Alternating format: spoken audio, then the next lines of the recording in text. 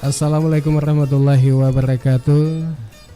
Iya. Waalaikumsalam warahmatullahi wabarakatuh. Iya, apa kabar semua saudagar IGA? Ya, mudah-mudahan saja kabar tetap sehat-sehat. Alhamdulillah pada hari ini kita bertemu di acara Bincang-Bincang Santai. Ya, seperti biasa saya Alil bersama dengan Bang Fandi. Ya, Assalamualaikum warahmatullahi wabarakatuh dan selamat sore buat pendengar IGA Radio dimanapun berada saat ini. Iya, mudah-mudahan semuanya pada sehat-sehat. Amin, amin. Setelah kita berlebaran, masih dalam suasana lebaran, ya tak lupa kami ucapkan selamat hari lebaran dan minal aidin wal faizin. Mohon maaf lahir batin. Iya. Dan ini hari Bang Pandi, kita di acara bincang-bincang. Ya, bincang-bincang ini masalah atau tema kita yaitu tentang pengolahan sampah di rumah tangga. Ya, jadi tentang pengolahan sampah di rumah tangga, bagaimana itu sampah-sampah yang mungkin biasanya kalau sampah itu kalau menurut kita Bang Pandi berguna kayak itu? Ya tergantung ya Bang Adel, kita lihat ya. Ada juga sampah yang memang merugikan, ada juga yang baik sebenarnya kalau diolah dengan baik juga. Artinya bisa didaur ulang, bisa menjadi nilai ekonomis yang baru ya. Apalagi sekarang Bang Adel, sampah ini tambah banyak karena banyak pembungkus buras. Suasana lebaran toh. Pembungkus ketupat itu juga termasuk sampah. Tapi sampah rumahan. Dan katanya ini sampah itu bisa katanya bermanfaat. Nah, nanti kita tanyakan kepada narasumber kita.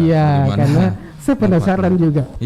Yang sampah-sampah ini yang bermanfaat bisa didaur ulang. Yang bagaimana? Dan tentunya pada hari ini ahlinya ini yang datang ini di studio. Sudah tepat sekali ini kita mengundang beliau ini narasumber kita. Yang hadir saat ini yaitu Kepala Dinas Lingkungan Hidup Kabupaten Baru. Ada Bapak Dr. Andes M. Taufik Mustafa MSc. Sudah hadir di studio. Assalamualaikum Pak. Iya. Mungkin bisa tabe. Rapat sedikit. Bagaimana kabar ini Pak? Ya, alhamdulillah sehat. Alhamdulillah. Hari ini selamat datang di studio. Mungkin agak jauh-jauh ini dari kota ke ujung selatan. Kemudian tamu kita itu Bapak Kepala Dinas Kesehatan Kabupaten Baru. Bapak Dr. Amis Ripai ya. Selamat sore Pak. Assalamualaikum warahmatullahi wabarakatuh. Waalaikumsalam warahmatullahi wabarakatuh. Selamat sore. Pak Dr. Amis ini juga Bang Alil kita ketahui bahwa dia selain Kadis Kesehatan juga juru bicara COVID-19 untuk Kabupaten Baru Betul. Jadi kalau biasa lihat baca-baca beritanya beliau ini orangnya. Kalau di perang itu Bang Alil, beliau ini panglima tempurnya ini, panglima perangnya melawan COVID-19. Terima kasih Bang Fandi. Asal tidak melebih-lebihkan. Selamat datang Dok. Jadi Bang Fandi, sudah lengkap rasanya kalau kita tentunya bincang-bincang dengan tema pengolahan sampah di rumah tangga. Jadi saudara IGA juga bisa bertanya, baik yang ada di rumah, yang menonton channel ini juga boleh bertanya atau komentar di channel YouTube kami di IGA Radio, IGA Radio Baru ya. Kemudian juga untuk Anda yang ingin WA, telepon biasa boleh di 0811 4488211. Iya, kita ingatkan temanya bincang-bincang hari ini yaitu pengolahan sampah di rumah tangga. Di rumah tangga, ya. Iya, kalau begitu Bang Fandi, silakan langsung saja karena saya penasaran ini sampah yang bagaimana ini yang bisa.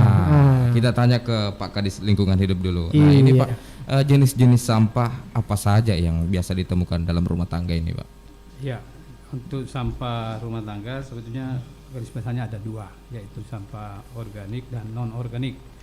Sampah organik itu sampah yang bisa dikelola untuk menjadi kompos.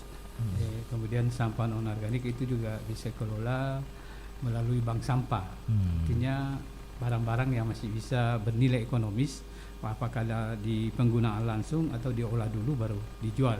Itu sebetulnya. Jadi yang kita bahas pada hari ini adalah sampah rumah tangga dan sampah sejenis rumah tangga. Karena macam di rumah sakit itu, di hotel-hotel kan kadang ada juga sampah yang sejenis rumah tangga yang harus dikelola.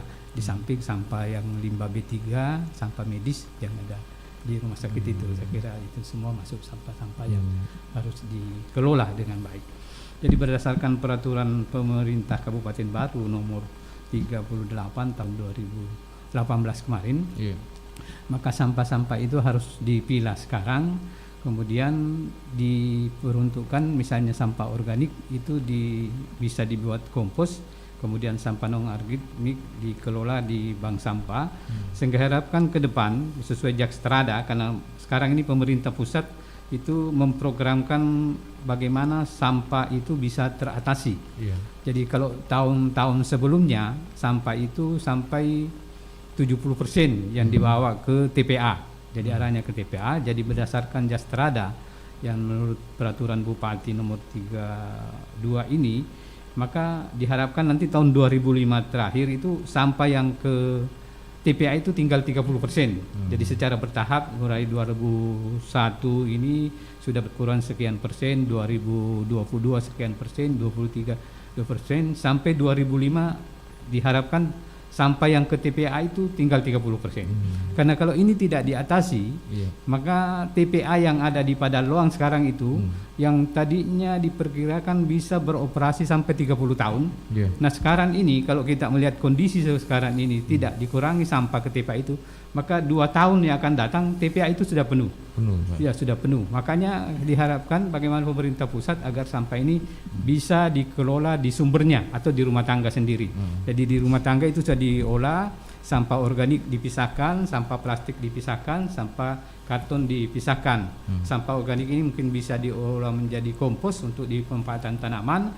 Yang plastik dengan karton ini bisa dijual ke bank sampah. Nah, di Baru ini kita sudah membentuk bank sampah, setiap desa itu satu bank sampah. Desa kelurahan. Jadi 55 desa kelurahan di Kabupaten Baru itu sudah ada bank sampahnya. Cuma memang ada yang sudah berfungsi, ada masih dalam struktur. Masih proses, itu, masih proses. Jadi ini kebetulan tadi juga kita adakan sosialisasi, mengundang beberapa desa untuk bagaimana mengaktifkan kinerja dari bank sampahnya ini masing-masing.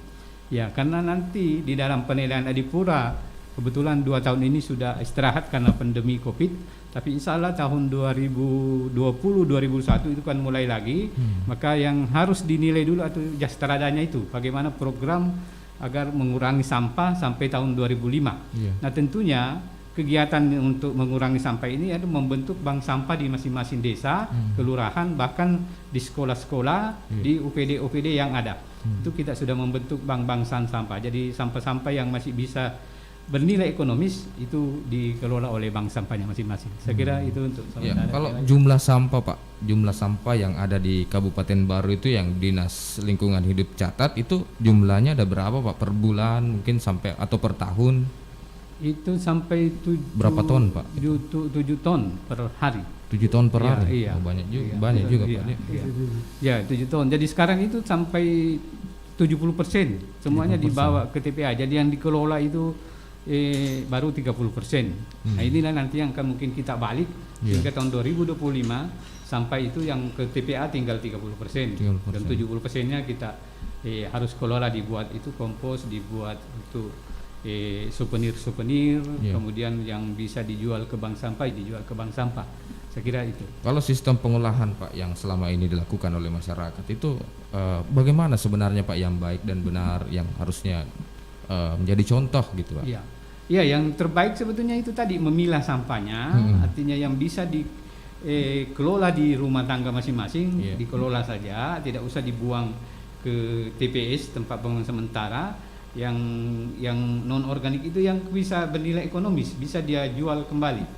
Dan ada kita punya bank sampah induk, bank sampah lestari itu yang mengambil sampah-sampah di masing-masing unit bank sampah yang ada di kelurahan, sekolah dan OPD itu yang sudah jalan. Iya. Itu yang sementara Pak ya. Iya. Ya, saya ke Dokter Amis dulu lagi. Kalau dampak kesehatan Dok, akibat misalnya salah mengelola sampah, itu apa-apa saja yang bisa ditimbulkan atau terjadi Dok? Terima kasih Bang Pandi, pendengar yang saya muliakan. Jadi tentang pengolahan sampah ini, kalau misalnya pengolahan sampah yang tidak benar bisa saja membuat suatu keadaan misalnya terjadi booming suatu penyakit seperti diare misalnya, tifoid ya, yang berasal dari sisa-sisa makanan yang bertebaran di mana-mana, terutama seperti yang sekarang ini ya. Tapi kalau itu secara umum ya. Kalau khusus untuk kesehatan, di dunia kesehatan, pekerja kesehatan itu seperti puskesmas, rumah sakit itu memilah sampah lebih rumit sedikit daripada yang umum. Jadi kalau di sampah umum itu ada sampah organik dan anorganik, ya. Di pelayanan medis itu ada sampah medis yang masuk sampah B3 yang berbahaya, ya. Itu dari bahan-bahan kimia. Jadi di rumah sakit atau di puskesmas itu tempat sampahnya ada 3. Ya. Jadi ada warna biru, ada warna kuning, ada warna merah. Itu yang sampah tadi yang bisa terurai, sampah organik yang bisa terurai, bisa membusuk, itu ditempatkan di satu tempat, ya. Nah, terus yang kedua sampah anorganik yang seperti tadi dijelaskan bahwa itu masih bisa diproses, ya, seperti ada prosesnya itu reuse dan recycle. Nah, kalau yang reuse itu diperkecil saja volumenya, karena untuk sampah medik ini itu kita bekerja sama dengan transportir, dibawa keluar, dibawa ke insinerator untuk dilakukan pemusnahan, pemusnahan melalui insinerator. Jadi dibakar dengan suhu yang tinggi, itu supaya tidak kumannya semua bisa steril, ya. Selanjutnya yang masih ada lagi yang reuse, yang masih bisa dipakai seperti yang dijelaskan tadi, itu yang mungkin punya nilai ekonomi ini mungkin bisa dipakai. Terus recycle dan reuse. Recycle yang plastik misalnya, itu yang tidak berhubungan dengan medis, itu bisa diolah kembali ya. Jadi tetap mengikuti itu. Hanya saja yang berbahaya ini dengan transportir tadi dibawa keluar. Jadi kami ada kerjasama dengan transportir Topak Biring. Topak Biring anak perusahaan dari pabrik semen Tonasa, itu yang membawa keluar. Ada yang dibawa ke Makassar, ada yang mungkin dibawa ke Surabaya. Mereka punya jaringan, ya. Nah, itu untuk menghindari hal-hal yang berbahaya seperti yang dijelaskan tadi, bahwa sampah rumah sakit, sampah puskesmas itu mengandung kuman, ya, mengandung kuman, sehingga di puskesmas itu ada tempat pembuangan sementaranya, ya. Nanti dikumpul di situ, baru datang transportirnya. Mengenai kita lakukan reduce tadi, memperkecil volume untuk memperkecil anggaran pembiayaan, karena transportir ini menghitung per kilogram, ya, bayarannya per kilogram mereka membawa dengan mobil khusus. Nah, jadi kira-kira seperti itu pengolahan sampah di kesehatan. Kan ini juga Dok, sekarang kan pandemi Dok, itu yang banyak itu sampah masker ya Dok ya, termasuk limbah medis juga ya Dok. Artinya masker yang kita gunakan sehari-hari di rumah seperti yang kita gunakan sekarang, itu seperti apa sih sebenarnya Dok pengolahannya? Nah, ya. Jadi untuk yang khusus ini kita masih tahap sosialisasi. program kita di kesehatan itu ada STBM, sanitasi terpadu berbasis masyarakat. Jadi diberikan ke masyarakat bagaimana bisa mengumpulkan masker-masker itu di satu tempat, lalu disinfeksi. Setelah disinfeksi, kita bentuknya dirubah supaya tidak ada yang menggunakan kembali, karena itu berbahaya.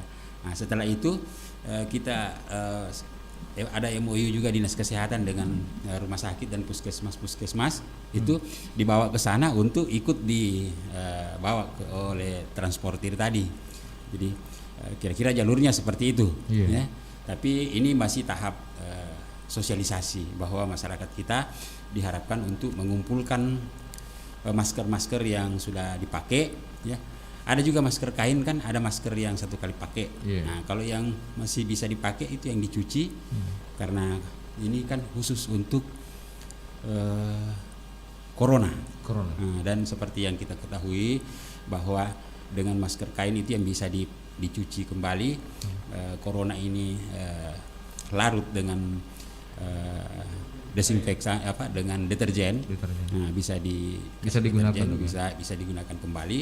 Tapi yang 1 kali pakai masker bedah ini itu 1 kali pakai, langsung dibuang, diusahakan dibuang di satu tempat supaya tidak dipakai kembali, dan itu didesinfeksi lalu dibawa ke transportirnya. Jadi seperti itu saya kira, Bang Pandi. Kan salah satu metode juga, Dok, yang biasa kita temukan di masyarakat kan ada juga yang tidak langsung membuang begitu saja di tempat sampah, bahkan ada masyarakat yang membakar. Dok, itu masih kita temukan, Dok. Artinya sampah dibakar itu kan mengakibatkan polusi. Bagaimana dari sisi medisnya itu, Dok? Ini yang sementara kita sosialisasikan. Saya kira secara umum itu memang mengganggu. Kita tidak diharapkan membakar itu sampah, ya. Kita diharapkan untuk mengolah kembali sesuai prosedurnya. Jadi melalui program STBM tadi itu, sanitasi terpadu berbasis masyarakat, nah, itu kita mensosialisasikan melalui puskesmas itu mengharapkan bahwa masyarakat kita sadar untuk tidak membakar itu sampah. Nah, jadi saya kira seperti itu, Bang Pandi. Banyak penyakit-penyakit yang bisa ditimbulkan, Dok, ya, kalau menghirup udara polusi sampah seperti itu. Baik, Bang Alil. Menarik sekali bincang-bincang ini, tapi kita break sejenak dulu setelah yang satu ini.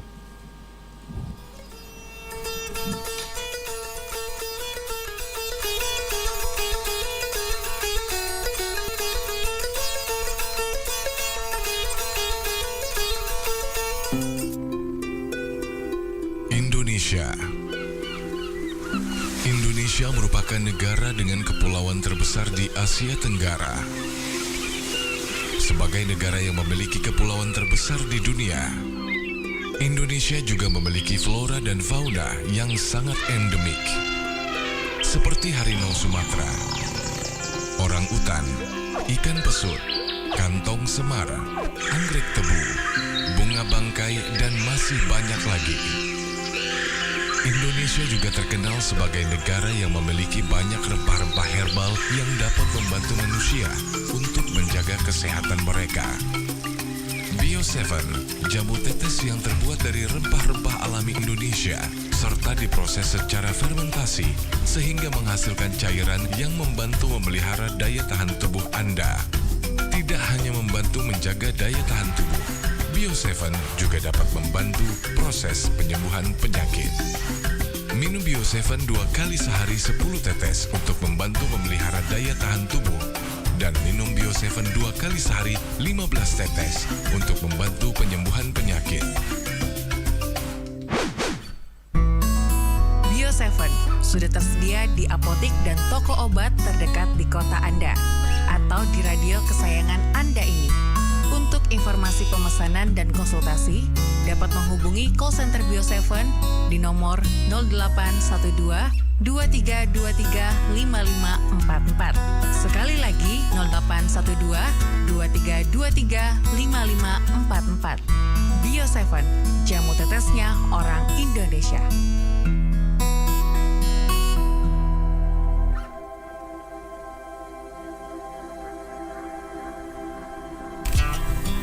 Bismillahirrahmanirrahim. Stop Stunting. Wujudkan generasi berencana dengan pengasuhan 1000 hari pertama kehidupan, pemenuhan gizi dan pola hidup sehat. Saya, Dr. Gigi Haja Hasna Syamars, Ketua Tim Penggerak PKK Kabupaten Baru, Sulawesi Selatan, mengajak semua kader PKK dan kepada semua keluarga di Kabupaten Baru.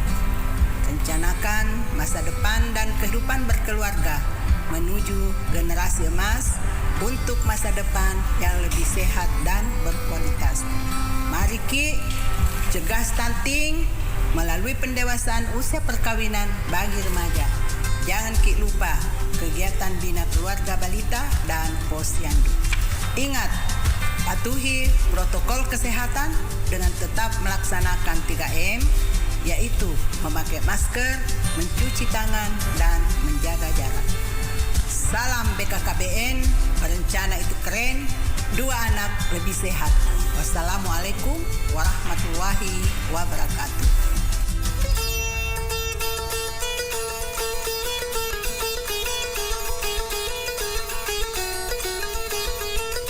Ya, balik lagi kita di bincang-bincang sore nih, bincang-bincang santai bersama Bang Pandi. Tentunya sampai dengan jam 5 nanti. Iya. Ya, kita ingatkan kembali bahwa Saudagar Iga Radio ya. Iya. Bagi yang ingin berpartisipasi, ingin bertanya atau mau curhat, misalnya ada sampah di sekitar rumahnya ya, yang ingin dilaporkan ya bisa juga ya. Ya bisa ke line telepon kita di 0811 44 88 211 ya. Iya. Kami ulangi 0811 44 88 211, atau mau juga berkomentar di akun YouTube-nya kita ya. Iya. @Iga Radio Baru ya. Iya. Kemudian juga perlu kami sampaikan bahwa acara bincang-bincang santai ini dipersembahkan oleh pemerintah Kabupaten Baru ya, Dinas Komunikasi dan Informatika dan Statistik Kabupaten Baru ya, dan Pokja PPAS serta didukung oleh Dinas Kesehatan dan Dinas Lingkungan Hidup. Iya. Dan untuk Anda semua yang ingin bertanya, kembali kami ingatkan, silahkan mau melalui WA boleh. Bisa ya. Iya. Mau bertanya dalam bahasa Bugis juga bisa ya. Iya. Kebetulan di sini semua mengerti ya bahasa Bugis. Iya. Jadi aku tes sengi mak bahasa Indonesia di celah-celah deh. Ya nak dikit mak bahasa Ugi mah. Iya. Maka dah agar wanuna eko iro ropengi atau sampah-sampah itu boleh. Iya. Iya. Mau dibawa kemana begitu? Iya. TGLU TV. TGLU TV. Iya. Lanjut ke apa Bung Pandi? Iya. Ini kan masih berhubungan dengan mengelola sampah lagi nih Pak Kadis Lingkungan Hidup ya. Selain sampah rumah tangga yang berbentuk nyata juga ada juga limbah-limbah toilet. Iya. Ya itu termasuk sampah juga ya, rumahan juga ya. Itu biasanya mempengaruhi sumur resapan kalau tidak tepat Pak ya. Ya bagaimana sih sebenarnya yang harus dilakukan ini Pak? Ya, sebetulnya khusus untuk penanganan tinja atau limbah dari toilet itu sekarang ini masih di bawah naungan Dinas Perumahan Pemukiman dalam hal Dinas Kebersihan. Di situ ada mobil tinja. Tapi tetap koordinasi dengan kami. Makanya melalui ODF kemarin diharapkan masyarakat itu membuat bak tinjanya itu harus kedap air. Artinya jangan yang kalau dulu kan kadang-kadang orang bikin supaya tidak cepat penuh buat dari batu karang, batu karang atau pakai cincin yang sumur itu, tapi ada sela-sela resapan yang bisa keluar. Nah sekarang pemerintah ini melalui program itu diharapkan agar supaya bak-bak tinjanya ini itu kedap air, sehingga nanti pada saat penuh nanti pemerintah akan ada melakukan penyedotan. Nah di Baru ini sudah ada 3 mobil unit tinja yang bisa menyedot tinja-tinja ini di rumah tangga. Dan kemudian di TPA juga itu sudah ada instalasi yang dibuat untuk mengolah tinja itu, sehingga nanti ada ipalnya tidak akan mencemari warga yang ada di sekitar itu. Pak, kalau sampah-sampah yang rumah tangga ini itu sebenarnya dibawa kemana sebenarnya, Pak? Ya, kalau sampah rumah tangga ya setelah di reduce, recycle dan di recycle itu yang betul-betul sudah tidak bisa lagi diolah, itulah yang seharusnya dibawa ke TPA. TPA di Padalarang. Oh, Padalarang, ya, Pak. Padalarang, ya. Di situ akhir pengelolaan akhir. Yeah. Bahkan di atas itu kalau masih bisa ada yang bisa diolah, di situ ada tenaga kami lagi yang bisa mengolah untuk dimanfaatkan kembali. Ya. Jadi itu harapan ke depan agar supaya sampah ini tidak semuanya harus dibawa ke TPA. Karena TPA itu sebetulnya bukan tempat pembuangan akhir, tempat pengelolaan akhir. Pengelolaan akhir di situ dikelola. Jadi sebelum dibawa ke TPA bisa dikelola di rumah. Ya. Jadi kita masih pisahkan. Jadi petugas kebersihan sekarang ini walaupun masyarakat belum memilah-milah dia punya sampah, jadi petugas sampah itu sudah memisahkan pada saat mengambil karton ditempatkan di tempat lain, plastik di tempat lain, kaleng-kaleng di tempat lain. Sampah organik ya itu ya seharusnya memang pemerintah harus menyiapkan mobil operasional yang berbeda. Jadi misalnya untuk sampah organik mobil ini, sampah non organik mobil ini, karena kadang-kadang kan kalau masyarakat sudah memilah terus petugas kebersihan mencampur lagi di atas mobil, itu kan akhirnya tidak seperti yang kita harapkan. Artinya berbaur kembali antara sampah organik dan non organik. Jadi harusnya dipilah-pilah. Pada saat pengangkutan juga harus dipilah. Nah, setelah sampai di TPA juga pembongkarannya harus terpisah. Misalnya plastik dibongkar di sini, sampah organik dibongkar di sini, yang plastik dibongkar di sini, sehingga lebih mudah diolah kembali. Kira begitu. Iya Pak, selain yang saya sebutkan tadi itu metode pembakaran, juga ada yang menimbun Pak sampahnya. Dan bahkan ada yang membuang ke laut. Ya, bagaimana Dinas Lingkungan Hidup melihat hal ini, Pak? Ya, kalau menimbung sampah organik yang ditimbun mungkin masih bisa ditolerirkan, itu bisa menjadi kompos kembali.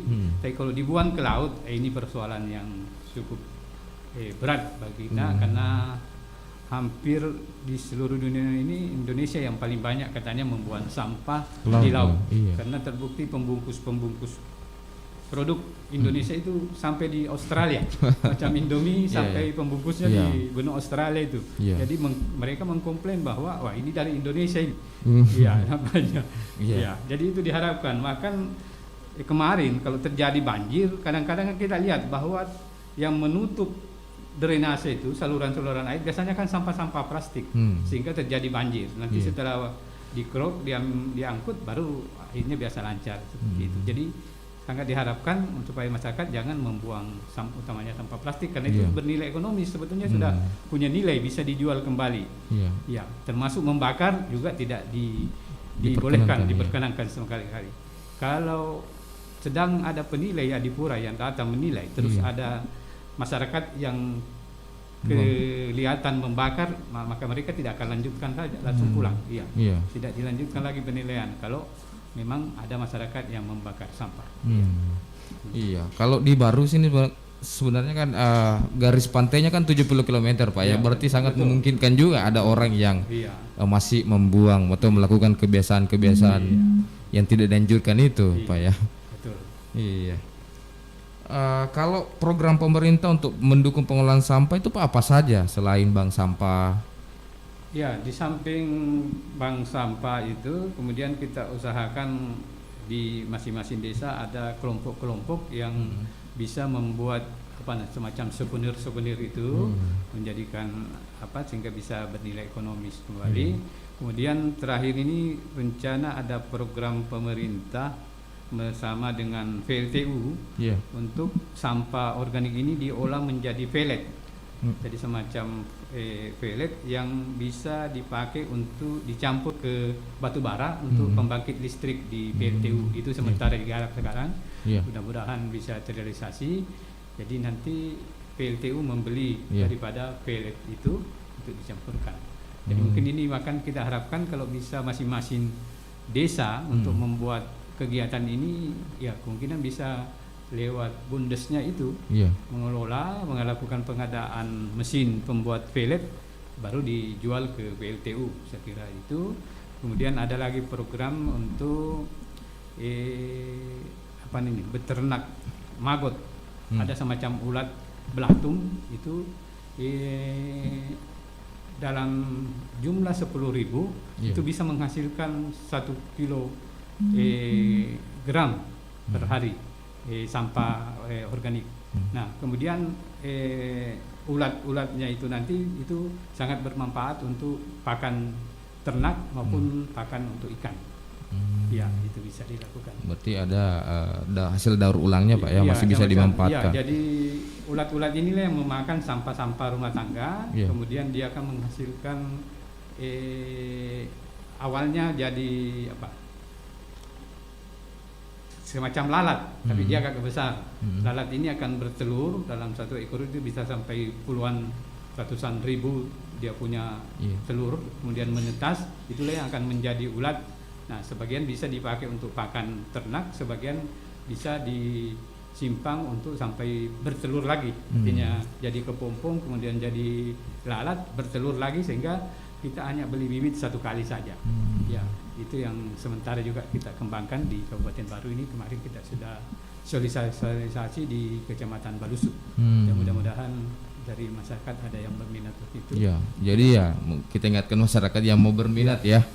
Soal ini ya bisa konsultasi di Dinas Lingkungan Hidup ya. Betul.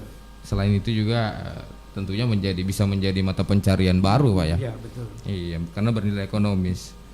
Iya. Pak, kalau bank sampah Pak yang sejauh ini di Baru itu jumlahnya 55 lebih ya? Ya, karena desa kelurahan kan 55. Ya. Tambah OPD, tambah sekolah-sekolah itu sudah terbentuk semua. Mulai dari SD, SLTP dan SLTA. Iya. Ya. Kalau antusias masyarakat ke bank sampah bagaimana Pak sejauh ini?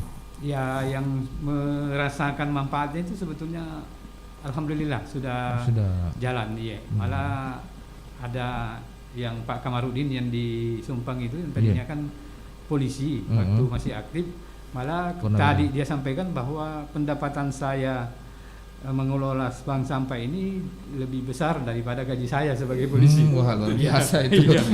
Terakhir.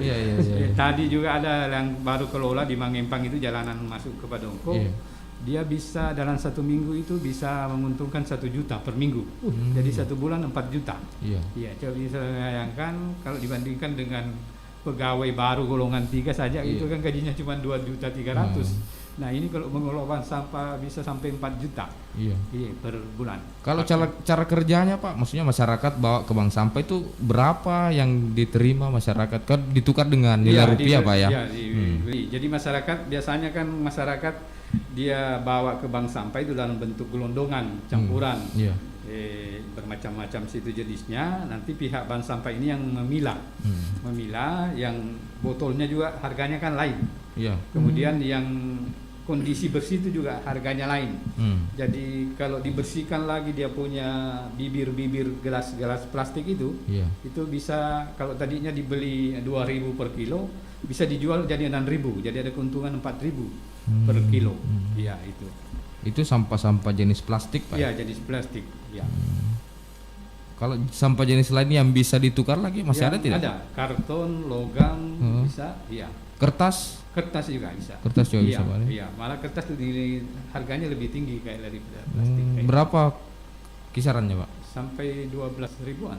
12.000-an? Iya, per kilo. Per kilo? Wah, jadi yang punya banyak kertas di rumah kertas, ya. Iya, daripada menumpuk dibuang-buang malah menumpuk bikin penyakit baru ya Pak ya. Kalau rumah kotor, ya Dok, saya ke Dokter Amis. Dok, kalau rumah kotor itu Dok, potensi kesehatannya seperti apa Dok?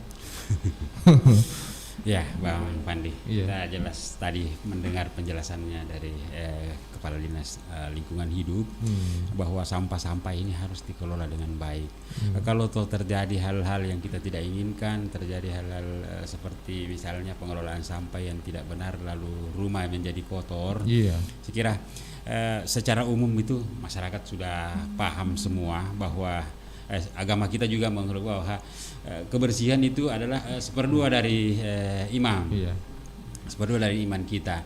Jadi kalau sampah ini bertebaran di mana-mana, dikerumuni oleh lalat dan segala macam, ini gampang sekali membuat penularan penyakit yang tidak terkendali. Nah, terjadi endemis seperti biasa.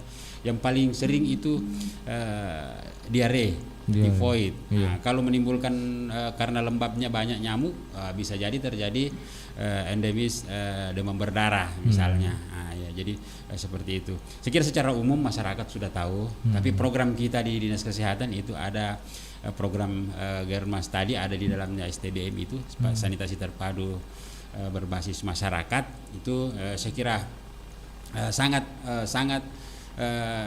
intensif kita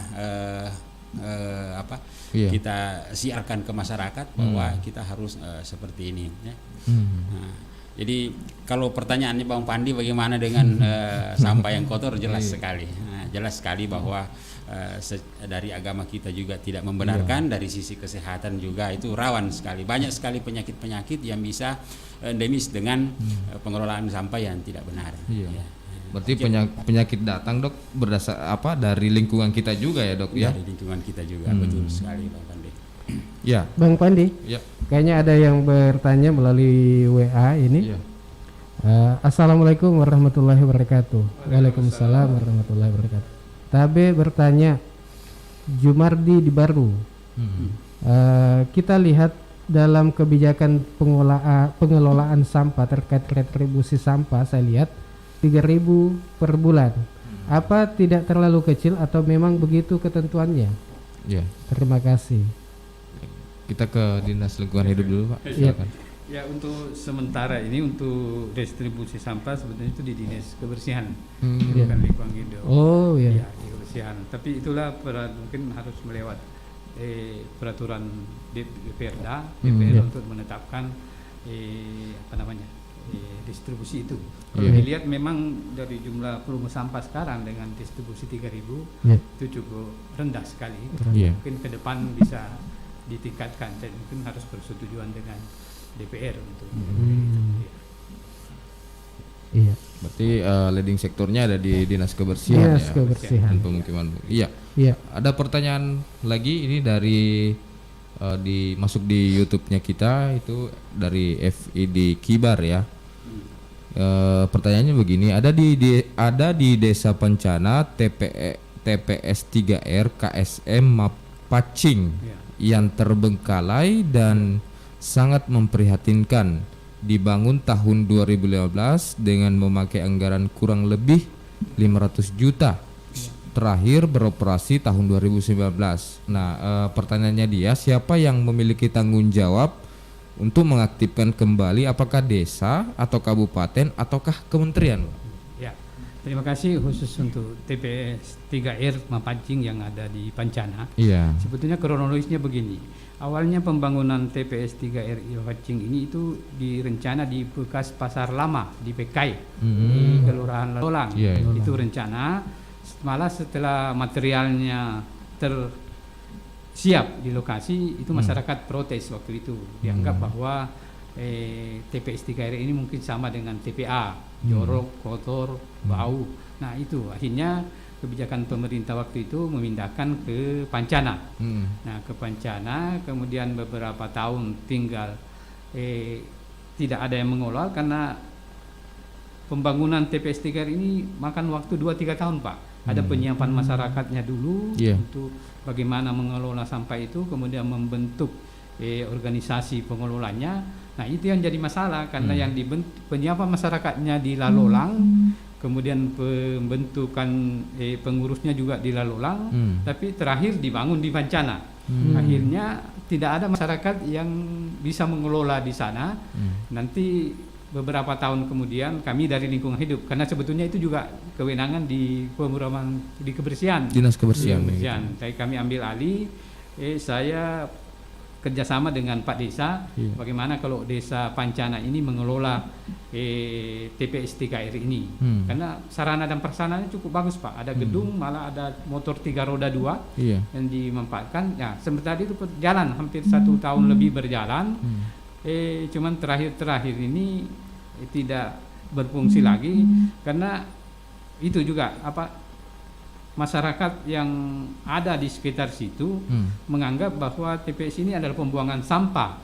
Jadi kadang-kadang bahkan ada dari Pangkep katanya yang bawa buang sampah di sekitar baru dia simpan di pinggir jalan di dekat kuburan itu, akhirnya bertumpuk sampai berapa mobil itu pernah kami lakukan kerjasama lagi dengan dinas kebersihan untuk mengangkut beberapa mobil untuk dibawa ke TPA karena di sana sudah bercampur, sudah tidak bisa lagi diolah dengan baik karena ada pampers yang kotoran berserakan di situ. Nanti ya terakhir ini belum lagi ketemu dengan Pak Desa bagaimana pengelolaannya itu. Bahkan saya sampaikan kalau memang pengelolaan bank sampah yang lebih menguntungkan, lebih baik jadikan bank sampah. Itu saran saya ke Pak Desa.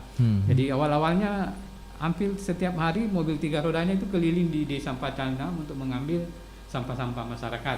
Nah, cuma kendala terakhir itu tadi bahwa banyak masyarakat luar yang membuang sampah di tempat itu. Itu tidak ada yang memantau, Pak? Ya itu yang kena kebetulan petugasnya kemarin tidak berdomisili di sekitar situ.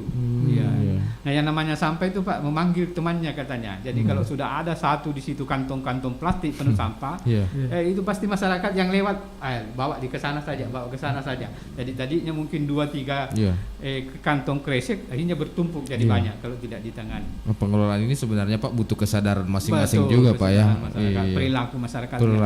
Jangan asal tempat sampah buang saja buang saja. Malah sudah beberapa termasuk di daerah Malusetasi itu di Cilelang dekat Kalita itu kan pernah bertumpuk di pinggir jalan itu. Jadi kami dari lingkungan hidup menurunkan armada dengan bekerjasama dengan kebersihan untuk membersihkan, kemudian pasang spanduk dilarang buang sampah. Ya, ternyata masyarakat bilang saya tidak buang Pak, cuma titip. Jadi harapannya supaya ada yang ambil. Padahal itu sebenarnya bukan tempat sampah Pak ya, bukan area yang disediakan oleh pemerintah. Bukan. Karena sampah memang itu ya begitu. Kalau bukan tanah kosong, drainase dibuang ke laut. Ya itu yang selalu tempat pembuangan yang paling strategis menurut saya. Iya. Oke Bang Pandi, sebelum kita lanjut untuk menunggu partisipasi Anda, pertanyaan Anda, ya kita break dulu. Iya.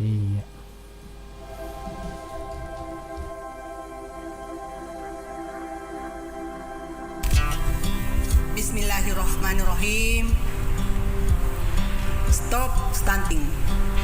Wujudkan generasi berencana dengan pengasuhan 1000 hari pertama kehidupan, pemenuhan gizi dan pola hidup sehat. Saya Dr. Gigi Haja Hasna Syamars, Ketua Tim Penggerak PKK Kabupaten Baru, Sulawesi Selatan, mengajak semua kader PKK dan kepada semua keluarga di Kabupaten Baru. Rencanakan masa depan dan kehidupan berkeluarga menuju generasi emas untuk masa depan yang lebih sehat dan berkualitas. Mari Ki cegah stunting melalui pendewasaan usia perkawinan bagi remaja. Jangan Ki lupa kegiatan bina keluarga balita dan posyandu. Ingat, patuhi protokol kesehatan dengan tetap melaksanakan 3M, yaitu memakai masker, mencuci tangan, dan menjaga jarak. Salam BKKBN, berencana itu keren, 2 anak lebih sehat. Wassalamualaikum warahmatullahi wabarakatuh. Universitas Mega-Rezeki Makassar kembali membuka penerimaan mahasiswa baru tahun.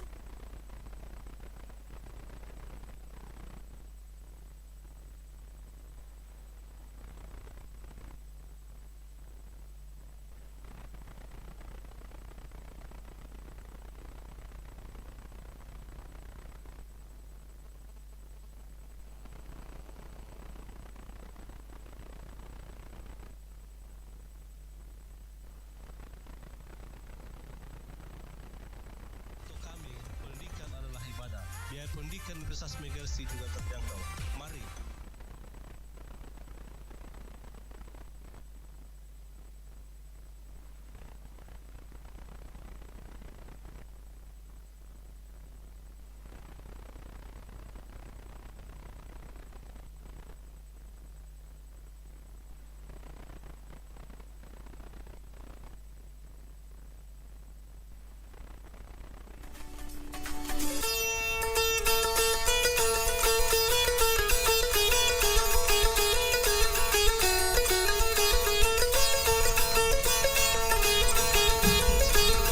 Ya, baik Saudara Liga, kita balik lagi di acara bincang-bincang santai. Ya, bersama Bang Padi dan Kepala Dinas Kesehatan dan Kepala Dinas Lingkungan Hidup Kabupaten Baru. Iya. Nah, baik Saudara Liga, seperti janji tadi, untuk Anda yang ingin telepon silakan di 081144882111. Ya, boleh Anda bertanya langsung ke Pak Kadis Lingkungan Hidup atau di Kadis Kesehatan. Iya. Sudah ada penelpon ini Bang Khalil? Iya. Kita terima dulu. Halo. Halo. Assalamualaikum warahmatullahi wabarakatuh. Waalaikumsalam warahmatullahi wabarakatuh. Iya, dengan siapa dan di mana Pak? Ya, Tawakal di Pelopor Kesie. Pak Tawakal. Selamat sore Pak Tawakal. Ini masalah sampah di. Iya, sampah. Ya. Iya. Ini saya tanyakan Pak. Iya. Ada kebetulan di sini juga banyak sampah berserakan. Di mana Pak lokasinya? Di sekitar pasar. Oh, pasar juga Pak ya? Tapi ini sampah ini bukan istilahnya sampah orang di sini yang buat sampah. Kebanyakan itu orang dari luar. Ya, tapi itu kan biasa itu kan tidak kelihatan karena dia buang sampah di tengah-tengah malam. Wah, sabu-sabu itu Pak. Iya. Sabu-sabu ya. Tengah malam. Iya. Padahal kalau saya tanyakan di sini, yang saya tanyakan, apakah itu ada sanksinya kalau didapat? Iya. Buang sampah sembarangan atau buang sampah sembarangan. Bukan wilayahnya. Ini ada teratur di sini sampah karena ada memang setiap Rabu, Sabtu. Iya. Ada yang ngangkut itu sampah di depan rumah itu. Iya. Kalau warga ada juga di sana itu saya lihat karena saya sempat ada di situ. Ada tanah kosong di situ.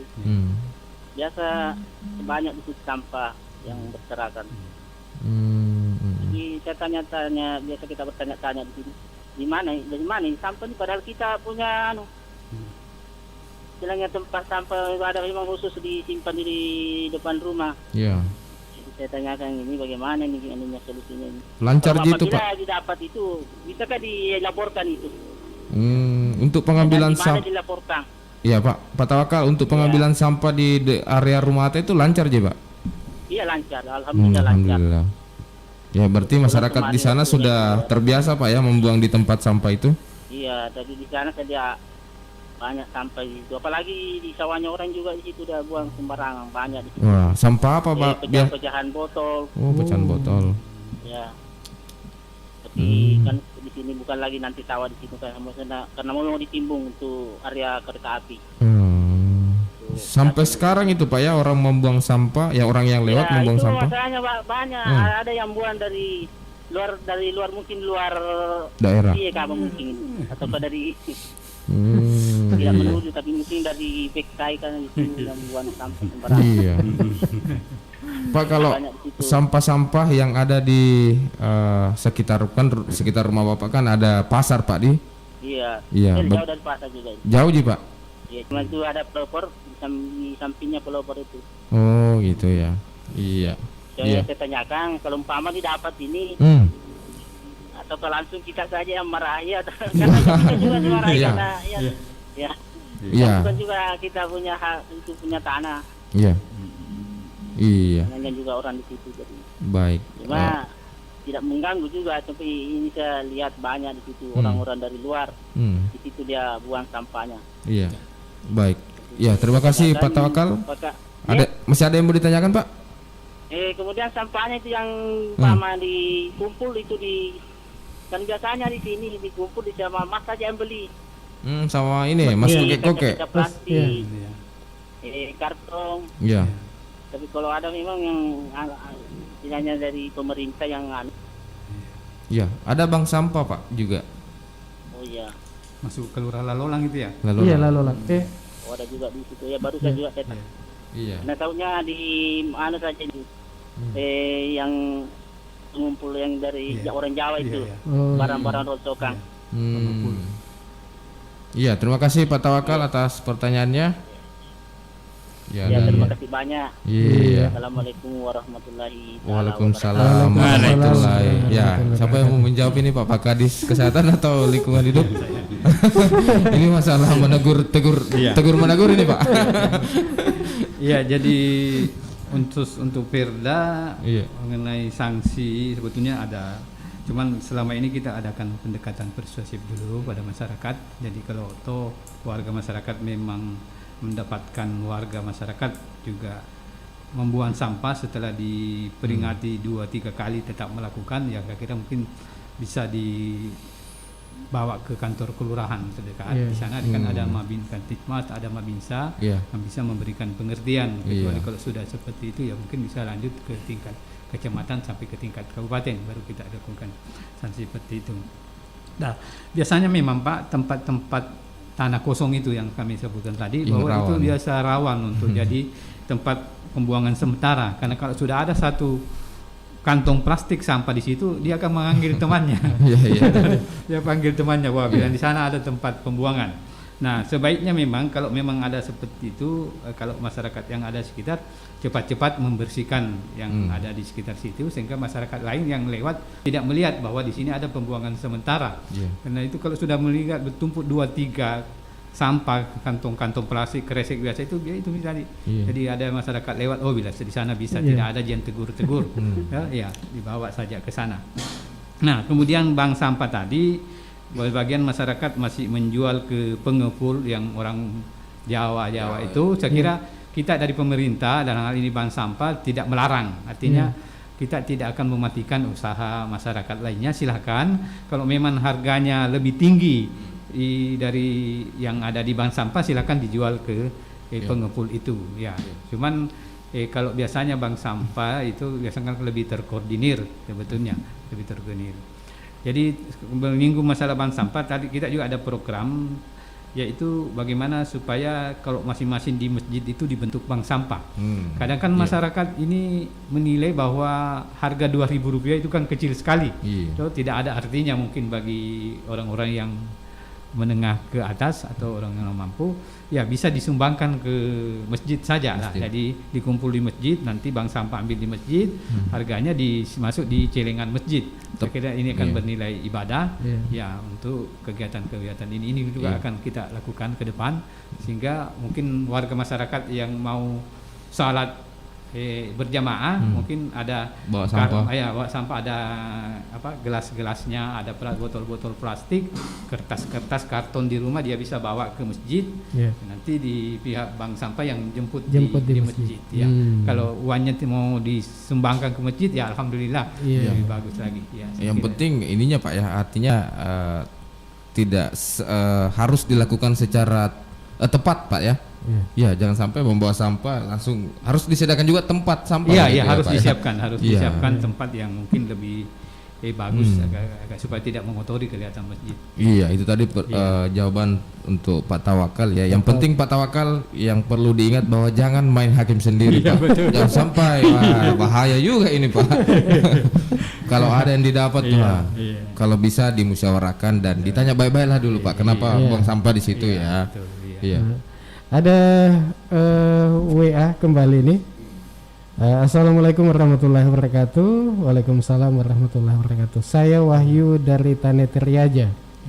Yang saya ingin tanyakan itu mengenai sampah di Pantai Laguna. Ya, sampahnya banyak sekali di bibir pantai Pak. Kami sebagai pengunjung sangat terganggu. Ini aduh.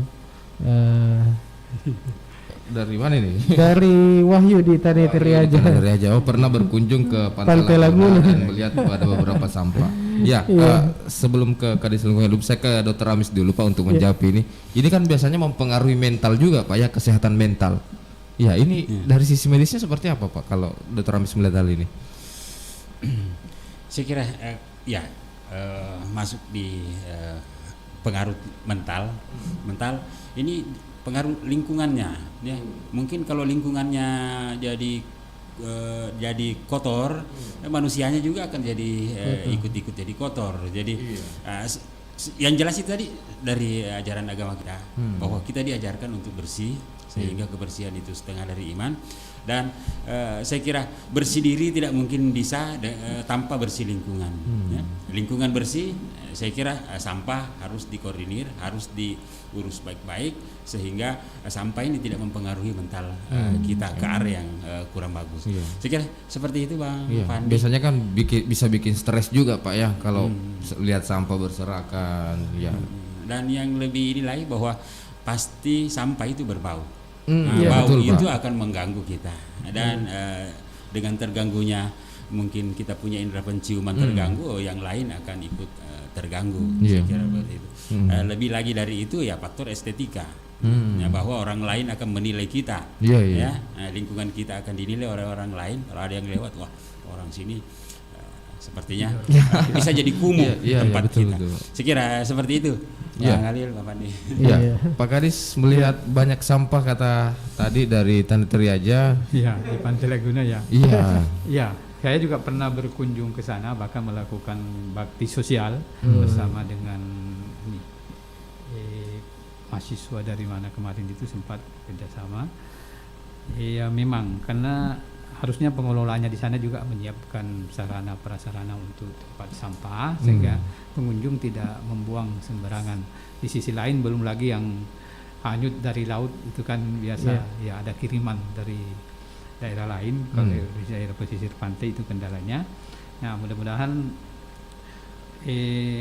pengelolaan untuk objek wisata ini juga menjadi perhatian khusus untuk pemerintah setempat, apakah pihak kelurahan, desa, kecamatan untuk menangani. Nanti kita berkoordinasi dengan pengelolaan sampah di lingkungan hidup atau dinas kebersihan ini. Karena menurut informasi ada wacana bahwa dinas kebersihan ini akan gabung kembali dengan lingkungan hidup. Jadi lingkungan hidup dan kebersihan mudah-mudahan terrealisasi sehingga penanganannya tidak dua organ OPD lagi, dua instansi lagi. Ya, jadi kalau sini kan kadang saling lempar tanggung jawab, Pak. Ya, nah kalau sudah gabung di dinas lingkungan hidup, ya mudah-mudahan penanganan sampah ini lebih optimal lagi. Bisa lebih fokus lagi, Pak, ya. Iya. Kami ingatkan kembali kepada Sodagariga Radio bahwa yang ingin berpartisipasi melalui line telepon bisa menghubungi 0811 4488 211 atau mengirimkan pertanyaan di akun YouTube-nya kita di IGA Radio ataupun Facebook, ya. Iya. Bisa di akun YouTube kami, bisa bertanya di situ. Iya, di YouTube ini sudah ada beberapa, ya, ada 400 penonton. Iya, ada yang kirim salam nih dari Ervina Septani Valeri, ya. Kemudian ada Haslina Hamkah yang lagi stay tune di YouTube-nya kita. Ya, jangan kemana-mana, kita akan kembali setelah yang satu ini. Jadi untuk semuanya tetap saja bersama kami di 87,6 IGA Radio.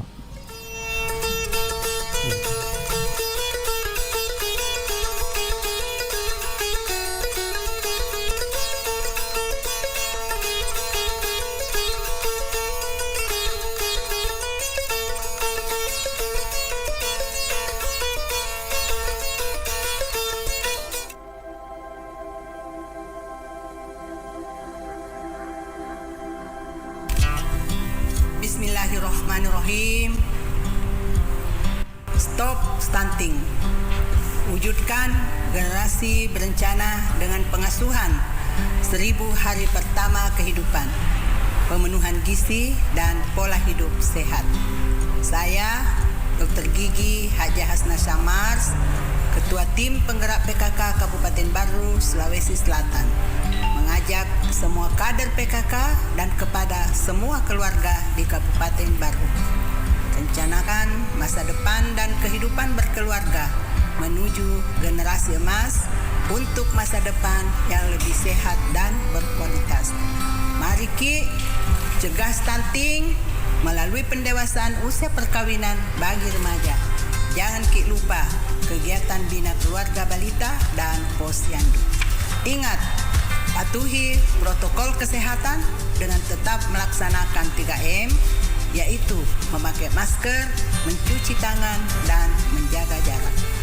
Salam BKKBN, berencana itu keren, 2 anak lebih sehat. Wassalamualaikum warahmatullahi wabarakatuh.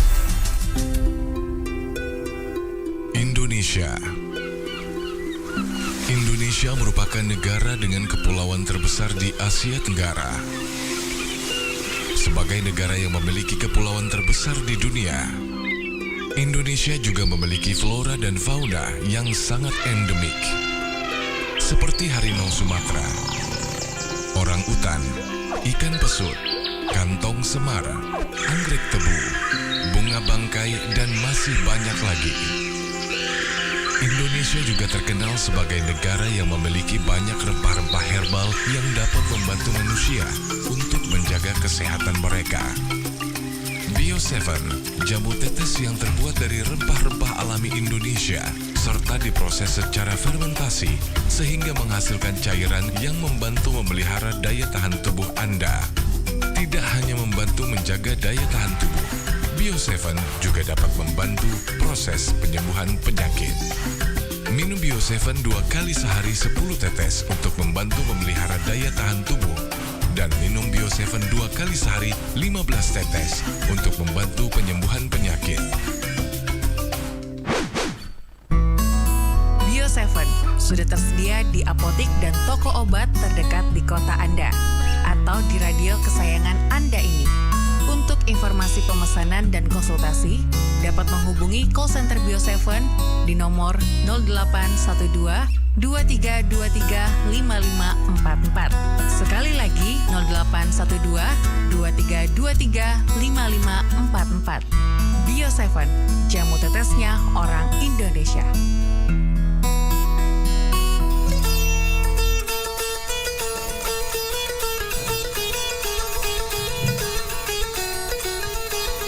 Ya, balik lagi kita di acara bincang-bincang santai mengenai atau tentang pengolahan sampah di rumah tangga ya, agar efektif, benar dan tepat gunanya. Iya. Dan Saudara Riga, tentunya kami ucapkan terima kasih banyak Anda masih mendengarkan kami di acara bincang-bincang sore ini. Iya. Dan baik Saudara Riga, untuk Anda semua yang mungkin masih ada yang ingin bertanya, boleh gunakan line telepon kami. Ya, sambil kita tunggu-tunggu Bang Pandi. Ya, kita lanjut untuk sore ini. Tapi kayaknya sudah ada ini yang kepengen gabung. Kita silakan. Ya, halo. Halo, Assalamualaikum warahmatullahi wabarakatuh. Waalaikumsalam warahmatullahi wabarakatuh. Dengan siapa dan di mana, Pak? Dengan Aswar Sauraja. Oh, Aswar. Selamat sore, Bung Halil. Iya, oke, sore. Silakan langsung saja, mungkin mau bertanya ke Pak Kadis Lingkungan Hidup dan Pak Kadis Kesehatan. Silakan, Ki. Ya, terima kasih.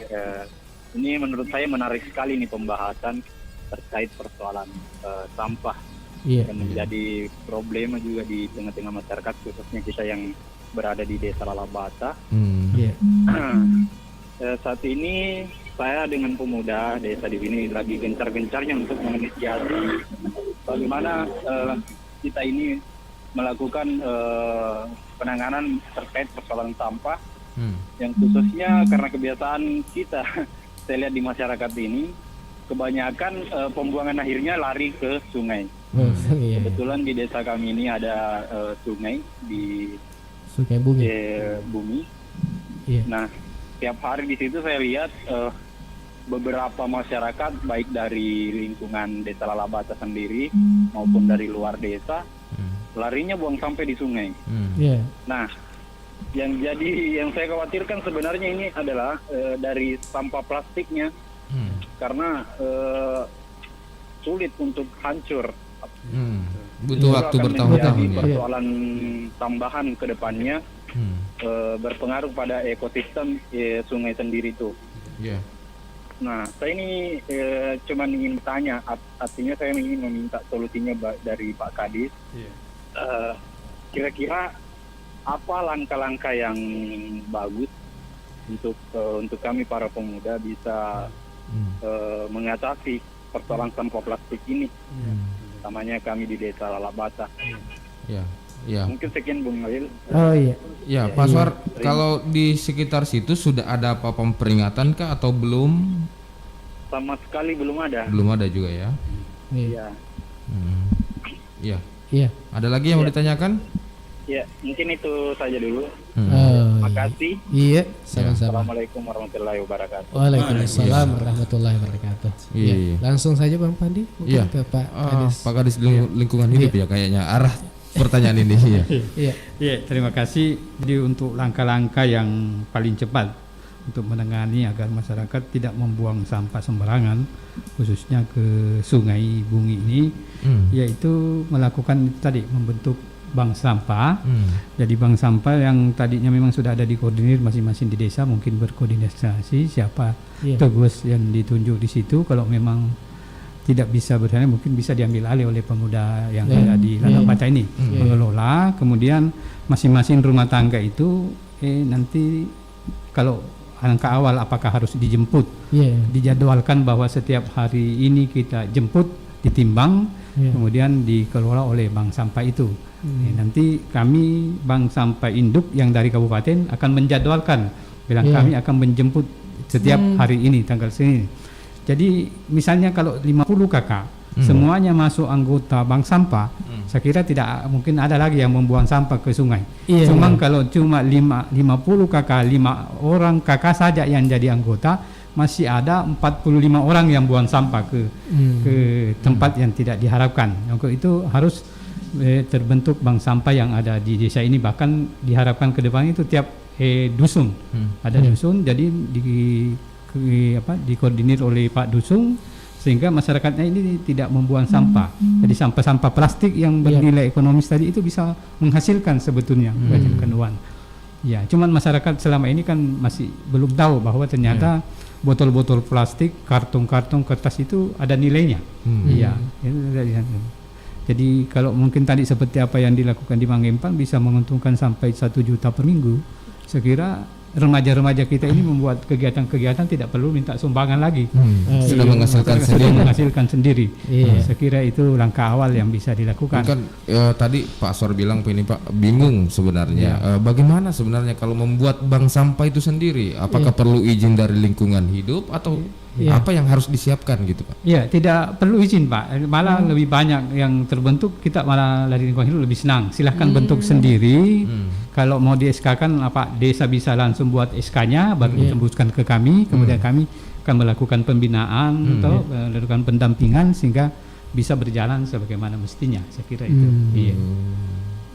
Berarti tidak perlu ribet juga, tidak ribet Pak ya? Tidak ribet. Yang penting ada kemauan dari warga masyarakat itu. Karena berbicara sampah kan kadang masyarakat konotasinya langsung bilang kotor. Betul, padahal ini kan menghasilkan, dan sampah yang dikelola bank sampah itu bukan sampah organik yang berbau, hanya plastik, karton, logam, besi-besi bahkan yang tidak terpakai masih bisa dinilai uang semua. Kalau wadah yang harus disiapkan? Ya, paling bikin tempat khusus, apakah dibawa ke rumah, kemudian siapkan. Kalau plastiknya paling pakai karung-karung beras itu. Kalau logam mungkin ada tempat khusus. Ya, itu saja. Tidak terlalu rumit. Paling siapkan timbangan untuk menimbang bagaimana dari masyarakat, warga masyarakat Bahkan ada beberapa bahwa di situ juga membentuk semacam kebutuhan masyarakat yang ada di sekitar situ. Misalnya mungkin beras, Indomie, gula. Jadi kalau nanti masyarakat mau tukar kebutuhan pokoknya itu bisa ditukar dengan bank dengan sampah, bisa.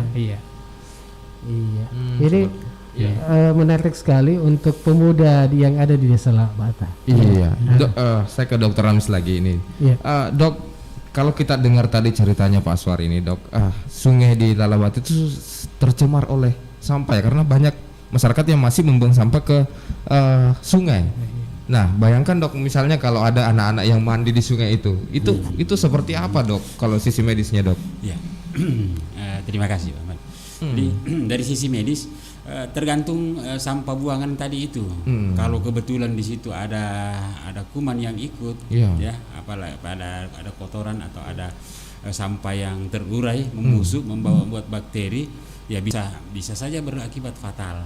Bisa jadi ada, kalau ya penyakit kulit ya mungkin di luar saya, tapi kalau misalnya ada yang sempat tertelan bisa jadi tifoid dan sejenisnya yang mengganggu saluran pencernaan, bisa jadi diare, bisa jadi dan salah penanganan ya bisa fatal. Nah, jadi sekira seperti itu umum sekali. Saya cuma mau menanggapi juga tadi ini, jangan sampai kita larut dengan bincang-bincang kita bahwa sampah yang masih punya nilai ekonomis tinggi, lalu masyarakat kita lupa bahwa sampah organik itu tidak bisa dibawa ke bank sampah, ya. Hanya sampah jadi plastik. Anorganik ini yang dibawa ke sana. Jangan sampai sampah organik yang dibawa ke tempat sampah malah bisa mengganggu mungkin indera penciuman atau apa kan. Kalau terurai bisa membusuk. Sekira seperti itu Bang Pande, Bang Ale. Ya, kayaknya waktu tidak terasa ini. Iya, menarik sekali ya. Kita masih mau berlama-lama tapi kita sudah berada di penghujung waktu ini. Tak terasa sudah 1 jam kita berdiskusi, bincang-bincang dan tanya jawab kepada narasumber kita ya. Untuk sebelum kita tutup, Dok, kita mau minta closing statementnya. Apa tips sehat agar terhindar dari penyakit ini, Dok, terutamanya berhubungan dengan sampah ini, Dok? Terima kasih. Saya kira ini perlu kesadaran perorangan, hygiene perorangan untuk membiasakan, membudayakan hidup sehat, sehingga ke depan masyarakat kita sehat, ekonomi bisa bangkit dan kita bisa lebih kuat. Selanjutnya barangkali saya terima kasih banyak kepada IDGA FM, terima kasih kepada Dinas Lingkungan Hidup atas usahanya membantu kami menyehatkan masyarakat baru pada khususnya masyarakat Indonesia pada umumnya. Terima kasih sekali lagi.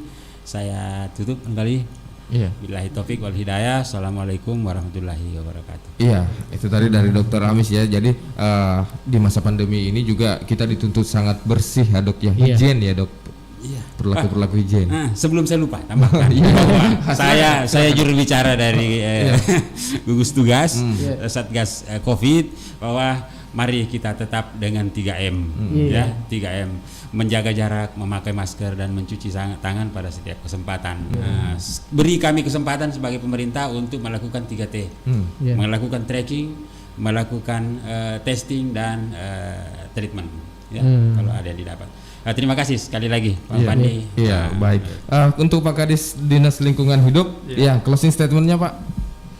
Ya, kalau saya berharap agar sampah rumah tangga dan sampah sejenis rumah tangga ini betul-betul dikelola di rumah tangga masing-masing atau sumber awalnya, sehingga kami dari Dinas Lingkungan Hidup dapat mengatasi permasalahan sampah di Kabupaten Baru ini. Walaupun kita tahu bahwa penanganan sampah untuk sementara ini hanya fokus di daerah kota Kecamatan Baru, kemudian di Kecamatan Candatelau itu baru 2-3 kali seminggu mungkin kalau tidak salah, termasuk Takalasi, dan pemerintah itu berharap bahwa ke depan semua kecamatan akan kita layani. Mudah-mudahan ke depan armada kita, tenaga pembersih kita lebih banyak sehingga secara keseluruhan kabupaten bisa dikelola dengan baik. Amin. Iya, jadi masalah persoalan sampah ini sebenarnya butuh kesadaran Pak ya. Betul. Butuh kesadaran semua pihak dan untuk saling mengawasi yang penting. Betul. Iya. Sangat menarik ya Bang Alil. Iya. Dan tentu diskusi kita atau bincang-bincang sore hari ini dipersembahkan oleh pemerintah Kabupaten Baru melalui Dinas Komunikasi dan Informatika dan Pokja PPAS ya. Iya, dan didukung oleh Dinas Kesehatan Kabupaten Baru dan Dinas Lingkungan Hidup. Iya, kami ucapkan terima kasih juga kepada pendengar yang sudah setia mendengarkan bincang-bincang kali ini. Semoga bincang-bincang hari ini bisa bermanfaat dan bisa menambah informasi dan pengetahuan untuk kita semua. Betul sekali. Dan tentunya kami sampaikan bahwa jangan lupa bulan depan di bincang-bincang santai kita, kita akan hadir lagi. Jadi setiap Minggu ketiga, ya setiap bulan. Ya, setiap bulan di minggu ketiga itu dengan tema yang berbeda ya, dan dengan narasumber yang berbeda. Ya, kami ucapkan terima kasih banyak kepada Kepala Dinas Lingkungan Hidup Bapak Taufik Mustafa, kemudian Kepala Dinas Kesehatan Kabupaten Baru Dr. Ramis Ripai yang sudah meluangkan waktu hadir di tengah-tengah kita ini untuk memberikan pencerahan-pencerahannya. Oke. Saya Alil, saya Bang Fandi. Mohon pamit. Wassalamualaikum warahmatullahi wabarakatuh. Waalaikumsalam.